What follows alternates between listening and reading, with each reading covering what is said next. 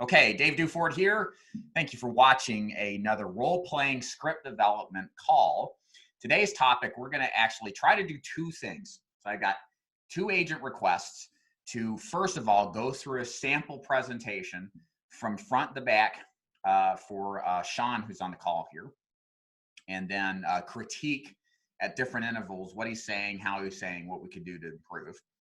And then second of all, if I've got time, hopefully we will, we'll start to review an actual live sales call done by an agent that works with me. His name's Sean too.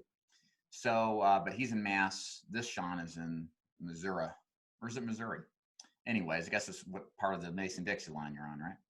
So anyways, before we get started, real quick, remember, if you're interested in our in-person one-day intensive final expense training seminar, my March one is booked completely. I'm taking registration for April's. It's going to be April 24th. It's a one-day extravaganza on selling all things final expense. There's no expense to my agents to come.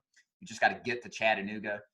Everything you can imagine learning selling final expense, we're going to cover there. So make sure you join that. Again, for my agents, if you want to get on the leaderboard, go to feme-uni.com, click on leaderboard, put in your numbers before the end of the week, and then we'll share those on Monday. And that should be it for now. So let me go ahead and call on Mr. Buck.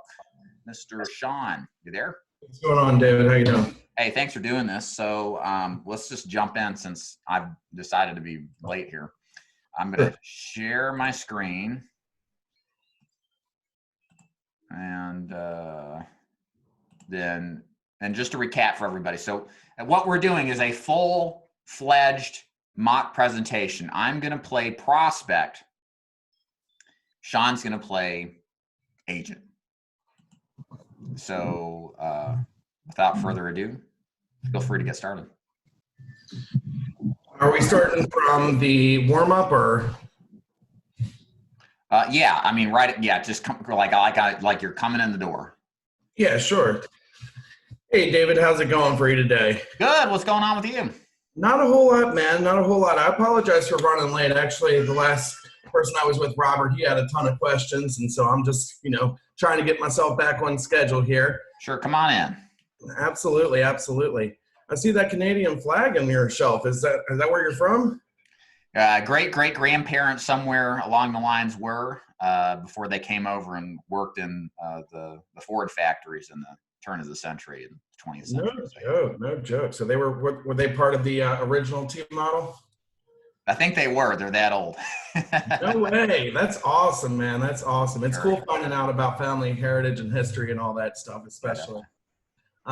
So anyhow, so I know a little bit about yourself, David. I'll tell you a little bit about me. Okay. My name is Sean Merrill, and as I said to you on the phone, I am a licensed life insurance agent. And that having been said, I've been in the business since 2019, and I specialize in finding my clients the best value for coverage.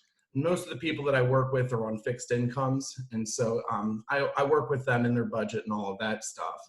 Now, that having been said, the reason why my clients prefer to do business with me is because I not only find them the best price, but I find them the best value in coverage, okay?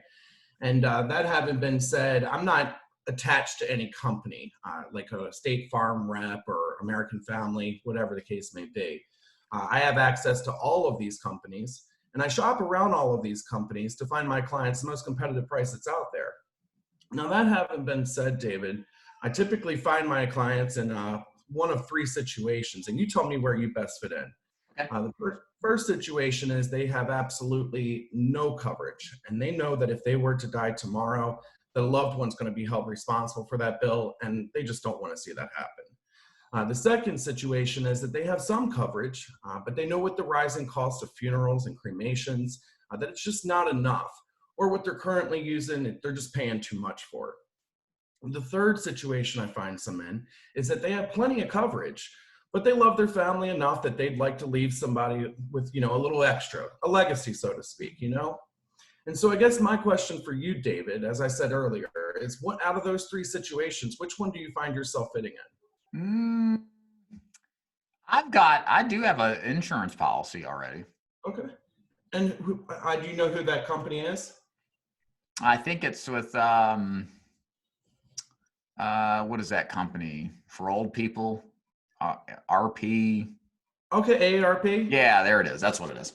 Well, good for you for taking care of that. And that tells me that you obviously care enough about your family that you don't want to leave any burden behind, right?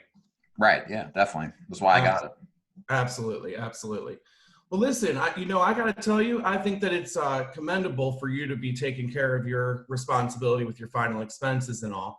But what I do find is that AARP is a term policy. Are you familiar with what term policy means? Um, no. What does that mean? Sure. So in the world of insurance with life insurance, there's basically two categories as far as that's concerned. And so there's term policies and there's whole life. Term is going to be has a term period, and so there's an end date, an expiration, so to speak. And then there's whole life that is always in effect. Whether you live to be 80, 90, 125, you've still got that policy in effect and are guaranteed payout when you die, as long as that policy has remained in effect. Now, with your term policy with AARP, and I'm going to show you right here, I'll actually go through some information. Okay. So with the term policy, and I forgot to show you my license. I always do that, but for you, I just forgot. Anyhow, so with the term policy with AARP, and I'm going to show you this literature right here. And forgive me, I don't have my binder in front of me. I should have. Anyhow, so with AARP, they have a end period. It's 85, 80? 80. 80, I thought so. So they have an end period of 80 years old. And so you've paid into this for how long now? I mean, I'm 76 and 5 years. Had it since 71. Gotcha. And so once you turned 76, you saw that rate go up, right? Yeah, pretty high too. Right, exactly. And so you've got 4 years left. Once you hit 80 years old in one day, that policy is null and void. It's gone. It's expired, and you're still kicking the bucket and doing just fine. You know what I'm saying?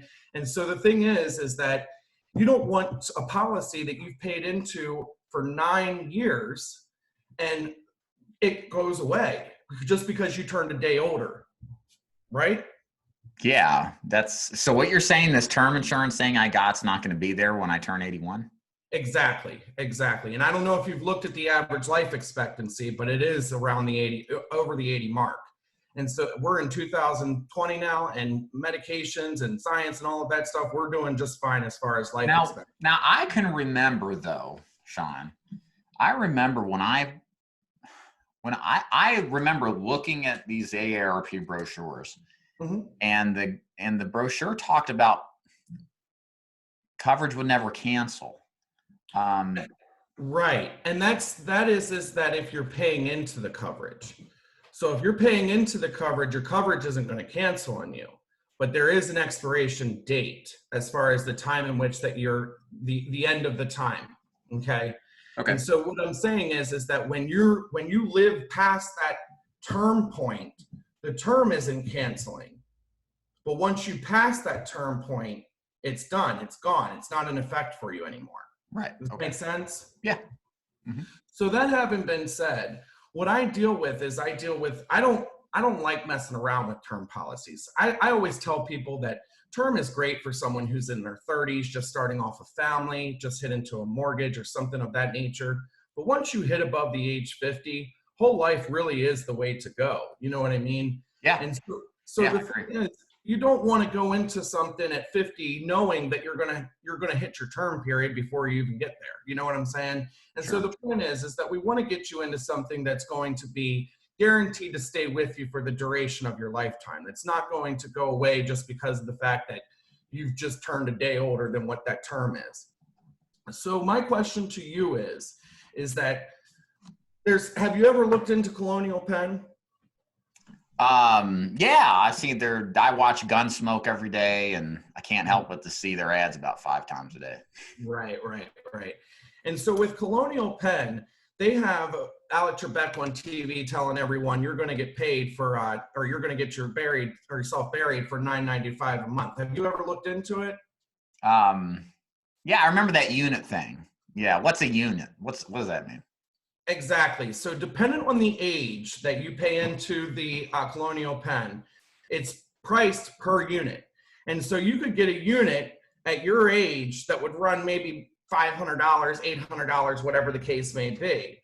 But you're going to need so many units in order to even be able to pay for your burial. You see what I mean? Yeah. And so what the point is that with Colonial Penn, for someone your age, if you were to go with them right now, you said you're 76. And so if you paid $9.95 a month, you're looking at $531 payout after 2 years of living. Does that make sense? How do I get five? I don't understand. 531 is paid. Yeah, so if you make it after 2 years, because Colonial Penn is what's known in the industry as a guaranteed issue insurance policy. And what they do is, and I'm going to read this off for you, take a look at this. This basically explains to you that we can guarantee your acceptance because of a 2-year limited benefit period for death from non-accidental causes, non-accidental being that key word. What that means is that if you're out driving and you get in a car accident and kick the bucket, then your benefit will see that that face value of $500, only $500, shall I say, and you're going to be able to get that for dying in a car accident. But let's say that something happens with your health, which happens for most people. Let's say that you get sick. I mean, we got coronavirus out here. Well, let's say that you've got a heart attack, a stroke, something like that takes you out. You're not covered. And so the thing is that you got to wait 2 years before your family will even see any kind of benefit. And what makes it even worse is that the benefit for $9.95 is only $531 for you, and that ain't even enough to put a damn garden in, let alone bury a human body. So you're saying that for $9.99 a month, I have to get through 2 years before I even get that 500 and change? Is that what you're telling me? Exactly. And here's the kicker. The average funeral for the state of Missouri is between the range of $8,000 and $10,000 as we stand right now. Now, you know inflation affects everything. There's the average ratio or average percentage on the inflation is about 3.5%. And so the gallon of milk that you bought last year is about 6 cents more than it is now this year. Yeah. And so the point is that if you were to get their highest policy that they're advertising here on this form I got for you, you're seeing at $80 a month, $79.60, you're going to see a beneficiary paid out at $4,248. Again, we're just getting barely halfway there to burying you. And so the point is that not only do you have to wait, but because they put you into these guaranteed issue policies that they cover anyone down to the one who's got half a lung left and their heart's falling out of their chest, you got to pay for their coverage and yours because they have to find a way to supplement for all the unhealthy people that they're taking care of. Now, David, I'm looking at you and you look like you're in decent shape, especially at 76 years old. I got to tell you, man, you're looking awesome. Thank you. So my thing is that what I want to do is I want to ask you a few questions. And basically, they're pretty easy questions. Some of them you're going to look at me like I'm half crazy because I can look at you and I can tell. But I do need to ask you just for, because of requirements. I don't smell tobacco in your house, but are you a smoker? Oh, no, I've been quit. Okay, you don't chew tobacco or anything like that? Nope. Okay, good deal. Have you ever been diagnosed with any kind of COPD, emphysema, asthma? Yeah, the doctor went in and a couple years ago, I was told I had, actually it was last year, I was told I had COPD, and it's because I've smoked my whole life. Mm-hmm. And so I do have that. Right. And as far as your current coverage with AARP is concerned, how much are you, what is your beneficiary amount? I think it's like 5,000, 10,000. I think it's 10,000. Yeah. 10,000. You know what you're paying on that right now? It moved up from 50 to 140 a month. For $10,000? Yeah. I wasn't happy about that. Right. And so as far as any oxygen that you're using for your COPD or inhalers? Yeah, the doctor says I have to use oxygen from time to time. Okay. And how about any diabetes? No, nothing. No? Mm-mm. Have you ever taken insulin at all? You never had diabetic issues? Okay. Nope. Any history of cancer ever? Uh-uh. Okay. How about a kidney insufficiency or dialysis? Again, that's pretty much diabetes, but maybe that would be the case. Issues with cirrhosis of the liver, or have you been diagnosed with any form of hepatitis, A, B, or C? Nothing. Okay. And how about a history of any heart attacks? No, none. Mm-mm. No. Any heart surgery like stents, bypass, pacemaker, anything like that? Nope. Mm-mm. Okay, okay. And on the subject of heart, have you ever gone to the hospital with severe chest pain? For chest pain, no. No. Okay, okay. And you don't take any kind of nitroglycerin tablet or been diagnosed with congestive heart failure, have you? Nope. Okay, okay. And it sounded like you had said for chest pain you hadn't been to the hospital. Have you ever gone to the hospital in the last 24 months? Yeah, actually, geez, like right around the time they diagnosed me while I was smoking with COPD, I had a stroke. About 13 months ago, I had a stroke. Right. Okay, okay, okay. And so how'd that work out for you? Were you in the hospital long? Yeah, a couple of days basically, but it wasn't a major one. I did some rehab, but I'm back on my feet now. Mm-hmm. Gotcha. Well, that's good. I'm glad you got that together. And you've been taking care of your health since then, right? Yeah, no, I'm healthy as a horse. Good. Horse that's the 9 days in the grave. So as far as any history of seizures at all? No. Okay. And you said you had your stroke about 13 months ago. Do you know the exact date of that? Well, let's see. It's March 6th. I think I had maybe in February last year. It was cold, so I think it was winter. Okay. And how about any diagnosis of lupus, multiple sclerosis, Parkinson's disease, Lou Gehrig's disease? Nothing. Now, I know your health has not been the best, but as far as I'm sure your health has kind of made you sad at times, but have you ever been diagnosed with depression? No. No bipolar or anything? Mm-mm. Okay. How about as far as schizophrenia? You ain't got no friends that I need to know about? No, just me and myself. Awesome. Good deal. All right. And when it comes to, you seem like you're able to answer my questions pretty good, and you seem like you got it together as far as memory, but have you been diagnosed with Alzheimer's or dementia? Nope, nothing like that. Okay. All right. And go grab your medications for me while I finish this up, please. Okay. And what are we taking? What is this? That right there is my inhaler. So that's what I puff on once a day. I think it's Spiva, or what is it? I don't know. I'm not a doctor. Spiriva. Yeah, there we go. Spiriva? Spiriva. Right. And is this a blood thinner? No, that's Cialis. Okay. Anything, and what else are we taking? Sorry. Hold on. Okay. I hope somebody knows what that was. Okay. Sorry. That's just lisinopril for blood pressure. Okay. And this Cialis, it increases your blood flow, so it would be seen as a blood thinner. Blood flow to all the right places. Let me. Oh, you know what? Yeah, I see. Yep. Gotcha. Yeah. Well, we got to take care of us, and that means all parts of us, right? That's right. All right, I hear that. I might need myself some Cialis sometimes. All right, so let me check this out. Okay.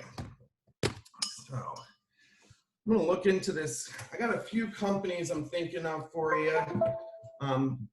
With that stroke having been 13 months ago, that really puts a pinch in things, especially on top of the COPD. See, like life insurance is very similar to automobile insurance, okay?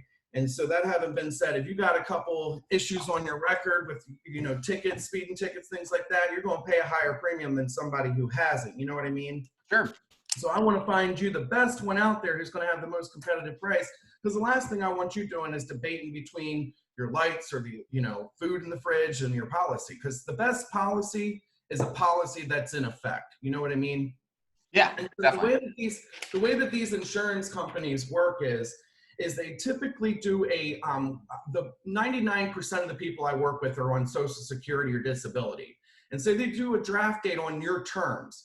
So what they do is this, what's known as Social Security billing.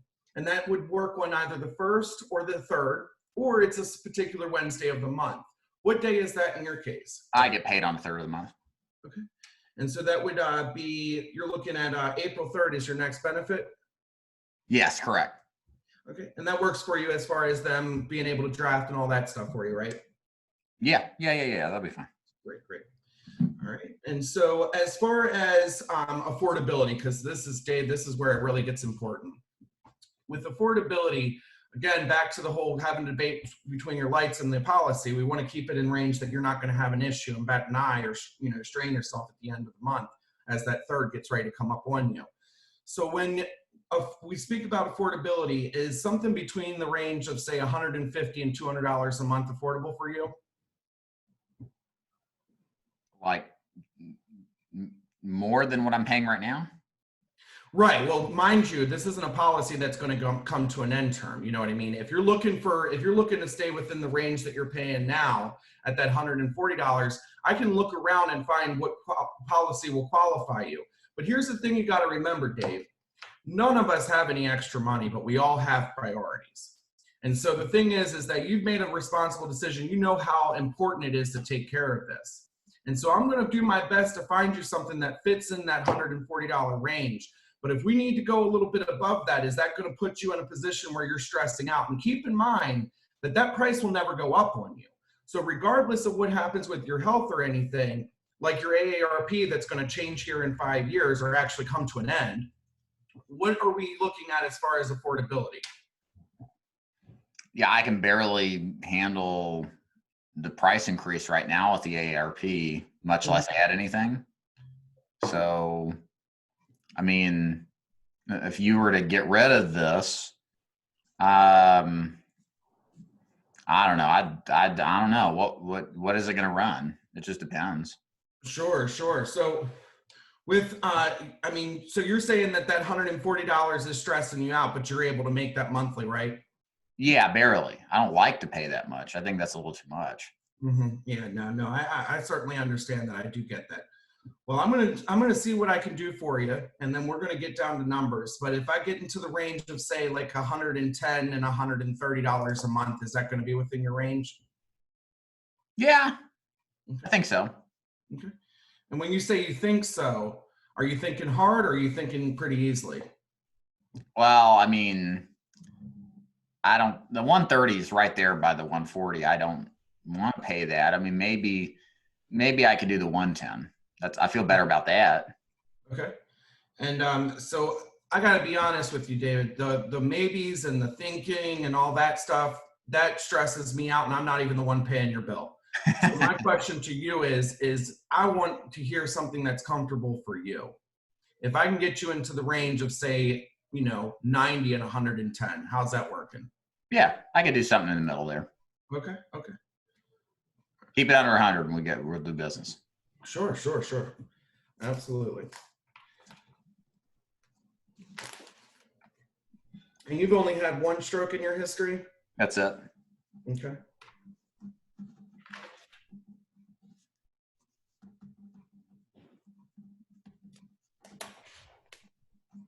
And can I get your date of birth, please?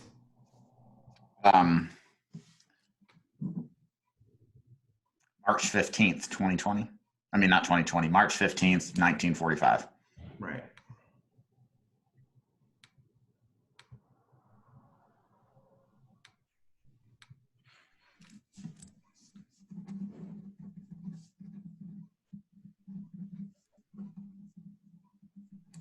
And you said you quit smoking 13 months ago? Oh no, and I quit smoking like it's probably been a little less than a year. Okay. Okay. So I want to take a look at this real quick. Give me just a second. I just want to make sure that this company, see, the COPD, that already hits against you. You know what I'm saying? But that stroke makes it real difficult because a lot of people, they want to get real crazy when it comes to covering people. That puts you in a very high risk area. You know what I'm saying?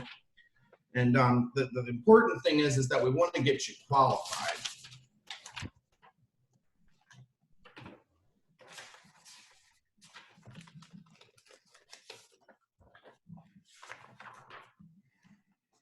All right, so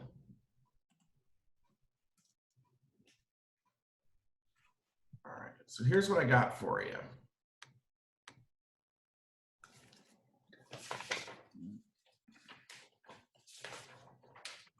I'm going to write these numbers down for you because I want to give you an idea of like what's going to be working for you.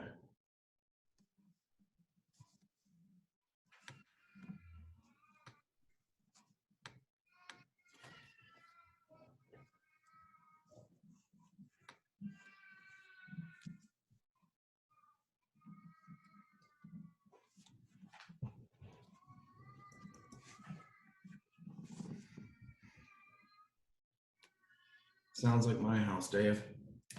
You hear her? Yeah. All righty. So here's what I'm working on, okay? So the plan I'm looking at for you,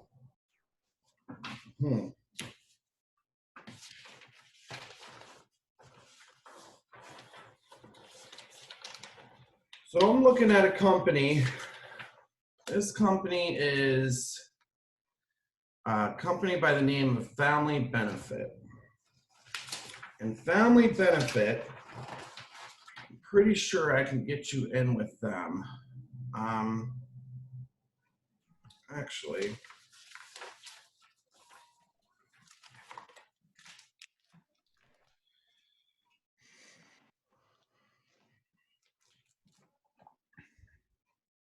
all right, so I actually got a better option for you.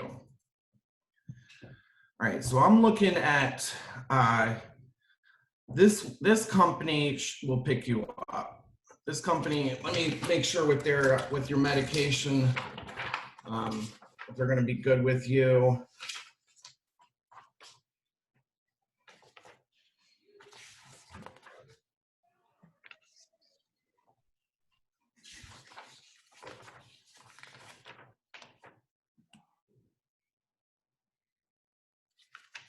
Okay. I made this intentionally hard for you. I know. And especially as a brand new agent. Yes. I know. I think of you. I appreciate it because for real, this is exactly this is exactly how it is in the house. Like I don't want no easy stuff because you don't hit easy stuff when you're out there. All righty. Now, let me interrupt here. Yeah, you're doing just fine. I don't mind telling you what you can pick, okay? Because that's the least of my concerns is doing the underwriting. You can do, if you want to underwrite it, go for it. Or I can just run with script. I got the underwriting, I'm pretty sure, and you tell me if I did it right. I'm gonna present the plan. I'm just gonna present the plan, man. You want to get, because I want you to give me full critique. I want you to sharpen me and hone me into a powerhouse. Okay. All right, so here's what I got for you, Dave. So I'm looking at this company, Liberty Bankers. And basically, I want to ask you their specific questions because they're going to ask you these questions and I want to make sure that they're going to qualify you because last thing I want to do is waste any more of your time. You know what I mean? Mm-hmm. So as far as their questions are concerned, oh goodness, I thought I had it up. Forgive me, David. You're fine. I'm excited about this company because they're actually one that I'm working with here recently. But I just want to make sure that I get them in with you correctly. You know what I'm saying? Because the last thing I want to do is offer you a plan that ends up not being what you thought it was going to be. You know what I'm saying? Like the AARP that drops you. Okay.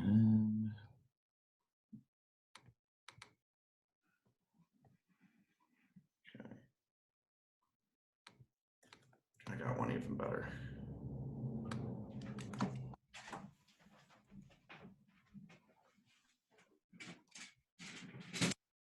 I know timing wise, I'm going to get this done. All right, so this company is Liberty Bankers. And the reason why I'm recommending them is because with between the COPD and that and the issue with your stroke history, they should be a good fit for you. Now, these are the questions that they're going to ask you, okay? So I want to make sure that, like I said earlier, that everything's going to fly and all that good stuff, all right? So as far as their questions, they have, oh, give me just a second. Gotcha.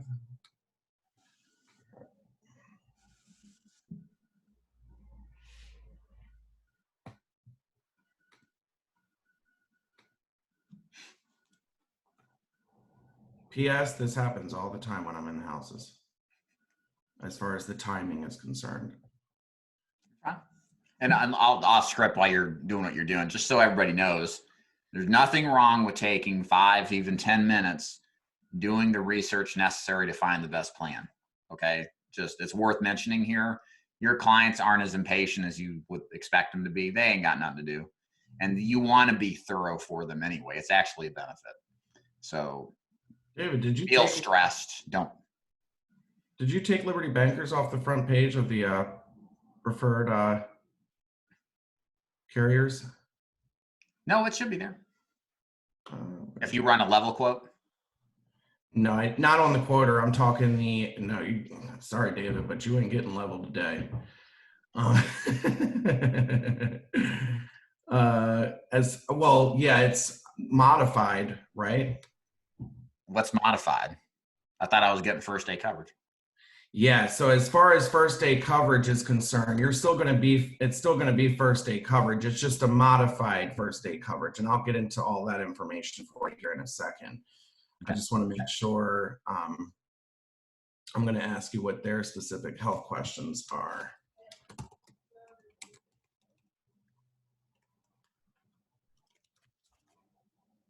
All right, so here's what this is what they're going to ask you specifically. Okay. All right, so no congestive heart failure, cardiomyopathy an issue for you? No. Memory loss, Alzheimer's, senile dementia, heart defibrillator implant, and 2 or more instances of internal cancer. You already said no to those. Organ transplant, untreated hepatitis. Have you ever had an organ transplant? Nope. Okay, no, you said no to hepatitis, no kidney failure, no amputation due to diabetic complications, since that's never been an issue for you. Multiple sclerosis. Mm-mm. How about muscular dystrophy? Nope. And David, you look pretty decent and normal. Are you mentally retarded? Nope. All right. Just depends on which family member I talk to. That's right.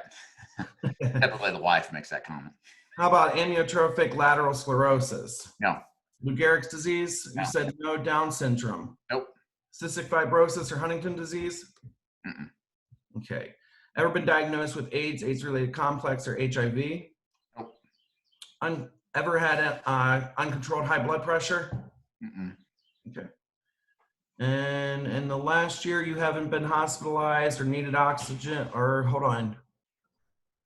You said that you have used oxygen, okay? Yeah, just occasionally. You know, okay. I don't use it all the time. Sure. Absolutely. All right. So David, so here's what I'm looking at for you, okay? I'm looking at, man, David, man, it's breaking my heart for you, man. But here's what I'm honestly looking for you. I am looking at a guaranteed issue insurance company, okay? And so what that means is that I'm pretty sure. Dang it, I know I can get you something. All right, so I'm going to roll into a guaranteed issue presentation at this point, and then you tell me where my underwriting is incorrect, okay? Because I feel like Okay. I could very well likely get you in with, no, that's not true. Dave, forgive me. Forgive me. I'm sorry I'm messing with you. I'm playing with your heart, man. I'm playing with your heart. Okay, so I got a company, Family Benefit is really where I'm thinking for you, okay? And so basically what they're going to do is they're going to work with your stroke. They are going to put you on a modified program, okay? And as far as how modified programs work, basically what that means is that the first couple years, there's a different payment schedule, okay? And then after that first couple years, it'll be a different payment schedule from there. And the way that that payment schedule is going to work is that your actual premium is not going to change, but the benefit amount is what's going to change, okay? And so the way that that works is that there is a percentage that is paid out. Why do I not have my paperwork with me? Don't worry about that. Just let's keep rolling with it like I already know what the percentage is. Yeah, I know there's a time for the interest of time. That's okay. So, for sure. Okay, so the premium on the benefit for you for a $6,000 benefit is going to be only $94.66, okay? Now your next option is that we can do a $8,000 benefit, and that's going to run you, and at this point I'm pulling out numbers because of time, but that's going to run you $112.14 a month. The next option I got for you is a $10,000 death benefit, and that's going to run you $154.12. So out of these three options, which one works best for your budget? Well, the only one I can afford is that $6,000, but I'm gonna have to think about that. That's not what I was expecting. For sure, and absolutely. And so when you say you want to think about it, how do you mean? I mean, to be buried, I need at least $10,000, and this isn't even getting close. You're right. You're absolutely right. And so I completely understand where you're coming from, and I agree with you. And my personal recommendation is that you go for at least that $8,000 death benefit, okay? And the reason why I'm recommending that policy, that's the one that's only $112.14. Now that's a benefit amount $2,000 less than what you currently have. But the thing is that I'm looking at you and you're doing pretty good. You're getting around for yourself. You said earlier, you're healthy as a horse. You're doing just fine. If you make it past, you're paying currently $140 a month with what you currently have. And the thing is that $8,000 death benefit is going to be almost $30 cheaper for you. And it's a $2,000 less benefit amount. But the good thing is that it's not going to cut out on you in 4 years. And so you're going to be covered. You're covered. You're good. However, even with the modified plan where the price changes, once you make it past the, I'm messing up now. And so once you make it past that, I think it's 5 years for family benefit. I could be incorrect. But once you make it past that point, you're going to get the full benefit amount. Now, if you don't make it past that amount, you're going to get half that benefit amount, okay? But the thing is that you are currently in a term policy that is guaranteed to cut you out here in just not even 4, because you've been 76. So in just 3.5 years, okay? And so what I'm recommending for you is that you get yourself a policy where your benefit amount is not going to end, your policy coverage is not going to end, and your premium is not going to raise on you. So back to what I was saying, as far as these three options, with my recommendation being the $8,000 benefit, which one are you going to choose? Let's do the 8,000. Sure thing. And I just need to see your license real quick. Okay, perfect. So I'm gonna stop there. Sure. Because I want to unpack some things I think are going to be some major improvements.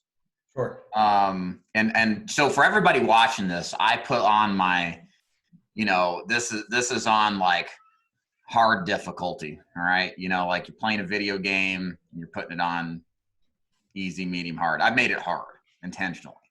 I intentionally withheld information, as sometimes our clients will do, whether they do it intentionally or not. They won't necessarily admit the questions that you don't mention. There are also some concerns about the structure, and I'm just going to shoot you straight, okay? So yeah, absolutely. But the good thing is it's all there. It's just there's a little organizational realignment we need to make, and hopefully you can see. Here's the thing. I'll tell you right now. Shortcut. I was a guaranteed issue case only, or a 2-year waiting period case only. Okay, and the reason is this: you caught the stroke, which is good. And I'm going to go down and detail that out for everybody else. But I also don't forget the oxygen. All right, the oxygen use because of its COPD is automatically a 2-year. Oh shit, family benefit. Yeah, you're right. Family benefit wouldn't even. Yeah. So don't worry about the product. That's the least important thing here. Right. But that is important. And now, what else was problematic? You also hold on one second.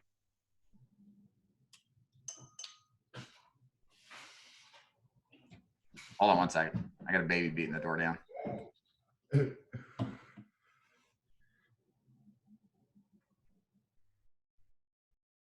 All right, she's gone. If I stay quiet, maybe she thinks I'm gone. Okay, so here's the thing, though. Here's the big thing. You pitched me on first day full coverage when I wasn't eligible for it, right? Did you catch that? I did. I knew the whole I dug as soon as I got your stroke, and I was like, damn it, I'm gonna have to backpedal on this one. But here's the thing. So this is why sequentially we don't pitch our clients till we know what they qualify for health-wise. So at the point you went into the term versus whole life thing, there hadn't been a prior conversation about health. Okay, that's why I like to ask health questions up front or early on. Because if you get to that point where we assume we're looking at a person who looks like they're healthy and they end up having, I don't know, a drug addiction or something, some problems. Right. Now we got to start that backpedaling. All right. Kind of like, well, you know, actually I can get you this first day full coverage. I said it was great. I can only get you this 2-year wait. I said, so, you know, you don't want to be in that position because it's awkward. It pisses people off. Whereas if they don't know about this, then it's a little easier because it's like, look, this is the condition you're in. This is just the way it is. You know what I mean?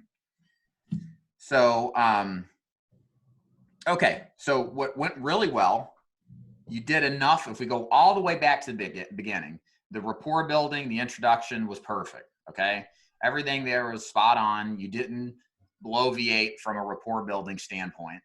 That maybe lasted a minute or 2 minutes, enough just for some chit chat, getting comfortable with each other. The introduction was perfect. But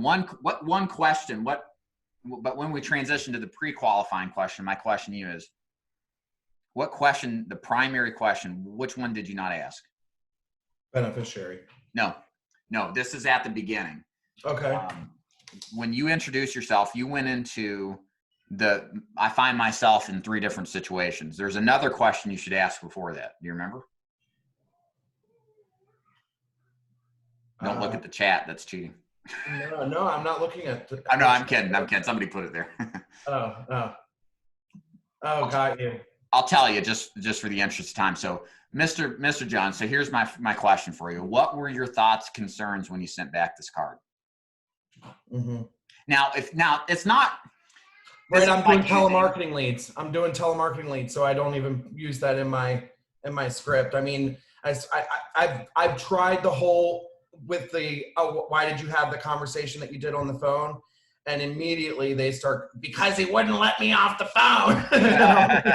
So I just learned to let that one go because I still sell them. You know what I'm saying? Yeah. So yeah. So I just, especially when I start reminding people of that phone conversation here in Missouri, racism is real, yo.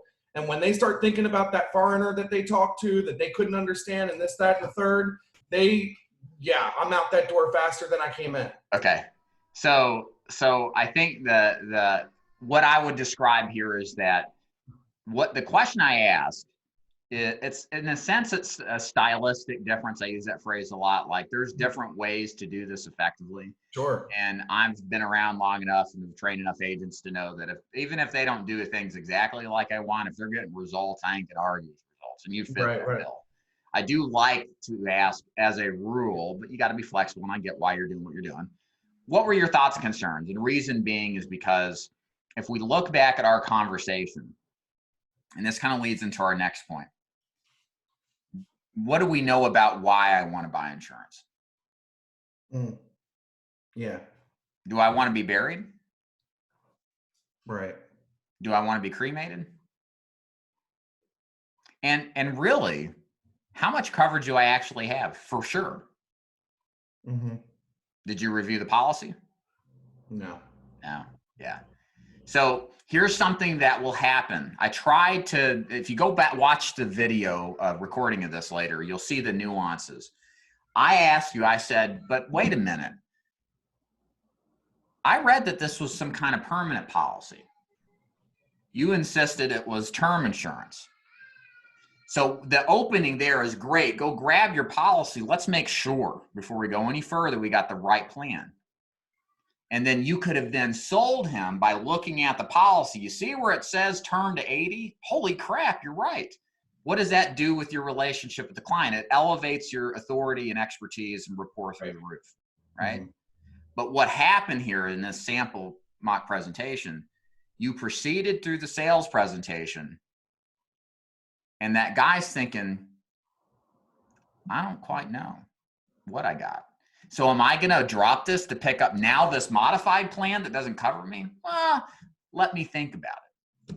And they won't, sometimes they won't verbalize exactly why. And sometimes they won't pipe up and argue, because that's how they look at it. Like, hey, look, no, you're wrong. I did see permanent coverage. So they'll just play along. Does that make sense? Right. Yeah. Yeah. So the takeaway here in this part, ask more questions.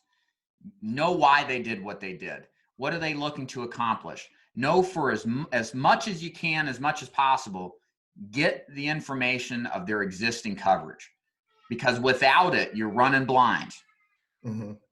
Again, we don't know what I got. And if anything, it becomes easier to substantially sell something else.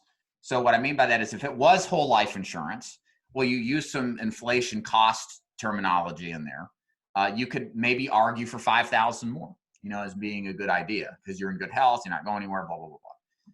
So, but I think even that is better than nothing, because I think at the end of this sales presentation, you would have gotten a lot more resistance, because we didn't know exactly what the price, well, we knew what the price was, but we don't know exactly how much coverage it was. We didn't know if it was term or whole life. We didn't really know why he wanted to have more coverage. Okay. So that's like the big thing early on. That's like that right there is probably the big 80% that I would focus on as far as being what's the most important takeaway here. You congratulated me on owning insurance. That was very classy of you. You didn't berate the competition. That's always a good thing to do. You did very well there. Let's see here. So when we look at the health questions, what did I do about the smoking? Do you remember how I worded that? I don't remember exactly how you worded it, but you said something about the stroke and having been smoking 13 months ago. And I'm like, wait, did you quit 13 months ago? Or so here's a good tip, guys. What you asked me was, do you use tobacco? Do you remember my response to it? No, you don't smoke. No, I said, I'm quit smoking. Oh, gotcha. Ding. Oh, you quit. When did you quit? Well, about 10 or 11 months ago. Well, that immediately has the effect if you get non-smoker or smoker rates, right? Right. Yeah. So always validate with specific time intervals when some event happened. If somebody says or implies that they used to do something or it used to be a problem, drill down. And then the stroke, you caught the stroke, which is good. I said something like, yeah, I had it. That's what it was. In your health questioning, you didn't ask about a stroke. You asked about cardiac issues or cardiac surgeries. Sometimes, this has been my findings because I've had this happen to me, and that's why I pulled this dirty trick on you. Some people don't think about a stroke being a cardiac event. Okay. Like it doesn't register the same like a stent, bypass seizure, aneurysm. So you've got to verbal, and you did it like with the nitroglycerin, that was perfect. Yeah, so when I get, my apologies. As far as when I hit that heart attack, then I go into bypass, seizures, all of that, bypass, pacemaker, angina, and then I hit back at stroke.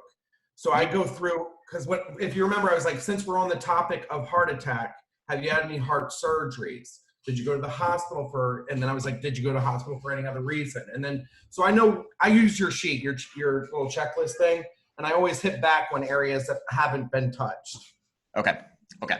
Yeah, because that's when we uncovered it, right? It's like, yeah, I was in the hospital, 13 months ago. And then the smart thing you did is what for? Mm-hmm. Oh, I had this little stroke, Mm-hmm. And that's when we uncovered what we missed, of course. So, but yeah, like you want to make sure the stroke, I know for sure if you watch the recording, stroke, I was not mentioned in that. Right. Yeah, no, that's what I was saying about going back. Okay. So let's see what else here.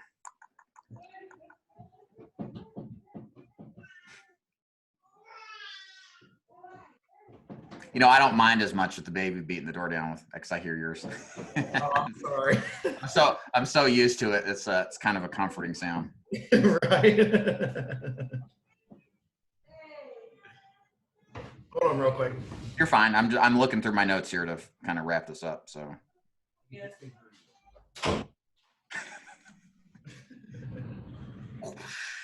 Right. Throw them out the door.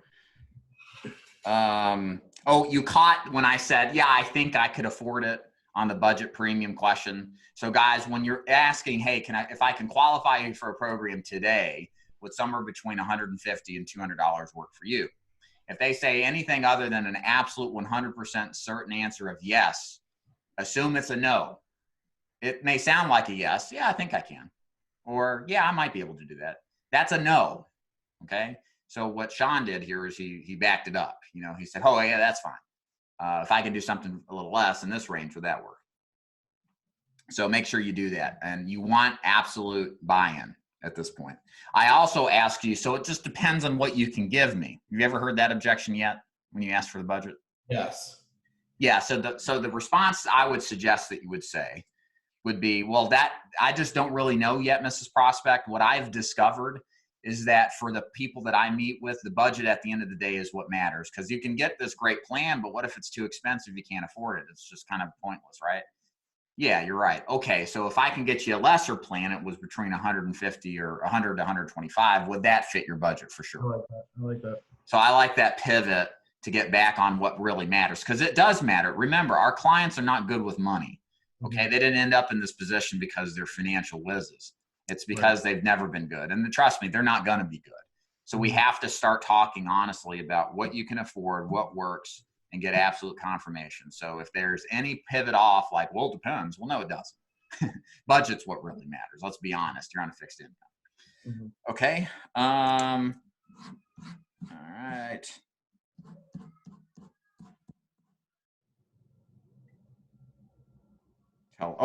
I recommend adding stories into your term versus guaranteed issue versus whole life presentation. I didn't hear any stories about, well, I had so-and-so had this, and turns out it was term and died and didn't have coverage. If you want to go back to Tuesday's presentation, you can hear some of the stories that I use as an example. Just copy those and that will help build urgency and value in your presentation.